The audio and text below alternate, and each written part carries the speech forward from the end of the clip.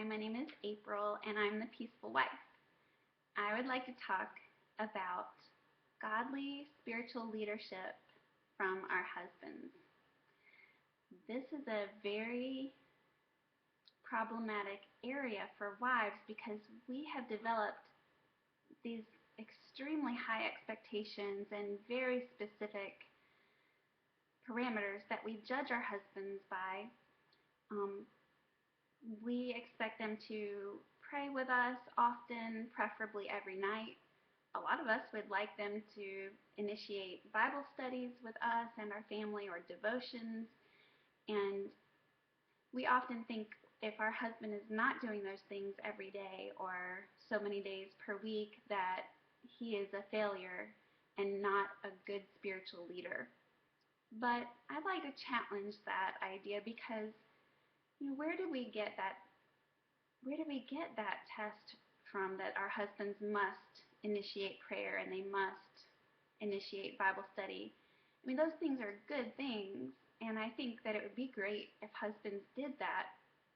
But reality is that most husbands do not do those things. But does that mean that they are failures as spiritual leaders? I think there are some other things that are much more important that we really should look at that we often ignore. So these ideas are not in the Bible, that the husband has to initiate prayer and Bible study. I can't find them in the Bible anyway. So what things does God value in a man? What are some marks of spiritual leadership, godly spiritual leadership in a husband?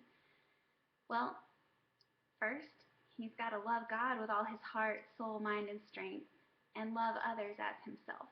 Those are the two greatest commandments, and those are the most important things in God's sight. And God values a man who is spirit-filled. If your husband is filled with God's Spirit, and he has love, joy, peace, patience, kindness, goodness, faithfulness, gentleness, and self-control, that is so much more important than asking you to pray with him every night. I mean, preferably he would do both, but him being spirit-filled is definitely the more important thing. Because if he's not spirit-filled, but he is praying with you, that doesn't do much. If he is living in rebellion to God and he doesn't have God's Spirit, he's cherishing sin in his heart, then his prayers are not being heard, and it's a waste of time. So we need our husbands to be actually close to God themselves, to have a vibrant relationship with God themselves. And we can't make them do that, but we can give them an atmosphere where it's conducive for them to grow closer to God. Sometimes our husbands don't pray with us or do devotions with us because of our reaction in the past. We have taught them that it's not safe for them to do these things because we've been critical or disrespectful when they've tried to do things, or we wouldn't cooperate. We wanted things done our way and we wouldn't do it their way, or we took over and did it ourselves, or we don't follow their leadership unless they're doing what we want. Or sometimes we show body language that we're not supporting their ideas or their prayers or the methods that they use. So we have to be careful that we are not causing the stumbling block that makes our husbands be fearful that we're not going to be receptive to their attempts to lead spiritually.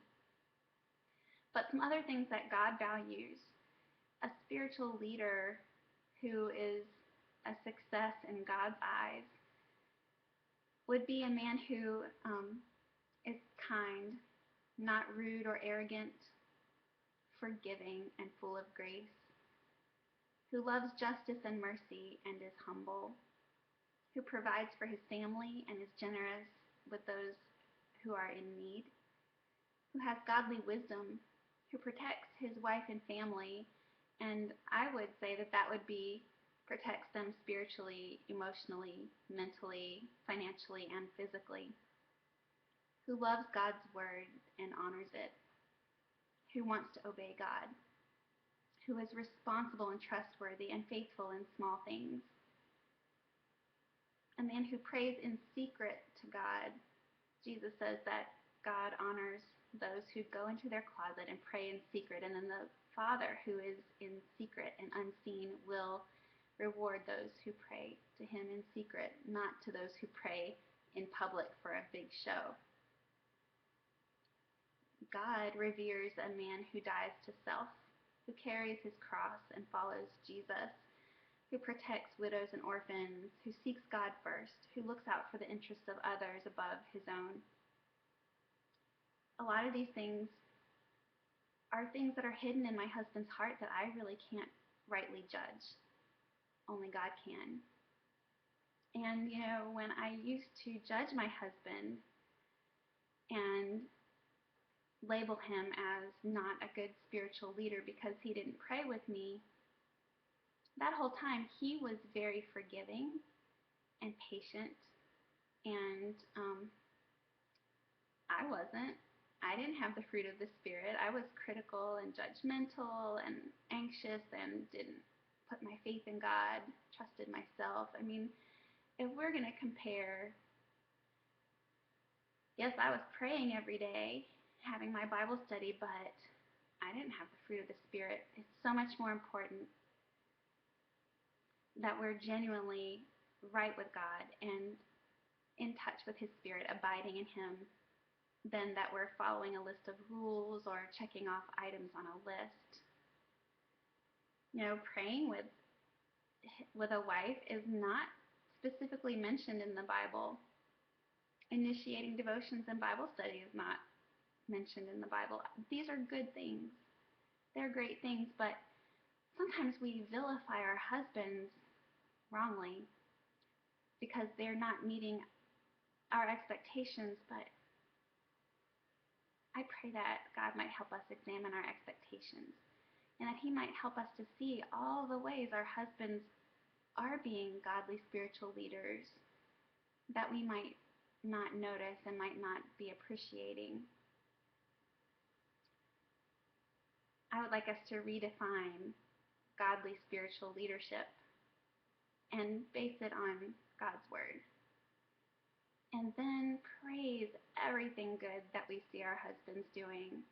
When we obey God and we show our husbands respect for what is good, and we praise them for when they do well, and we cooperate with their decisions unless they're asking us to specifically sin, we cooperate then with God to help our husbands become better leaders. They have to feel that weight of responsibility completely on their shoulders. If we rescue them from decisions or we take over, they won't learn godly leadership. It takes time to learn to be a strong godly leader, and our husbands have to have the experience. They have to fail sometimes, and that's got to be okay. They need to know we're going to support them even if they make a mistake, and that we trust them and we trust God to lead us through them. And then we can have peace. And then we're not putting undue pressure on our husbands who may not be as verbal as we are, who may not be comfortable praying out loud or something. It's possible for a man not to want to pray out loud and not be wrong. He may prefer to pray in private, and that's okay. If he's praying to God in private, I'm good with that. That's the most important thing. And I can pray to God in secret myself. And the thing is, as long as God is sovereign, his will be done. So I don't have to worry that if my husband's not praying with me, we're going to miss God's will. I trust God.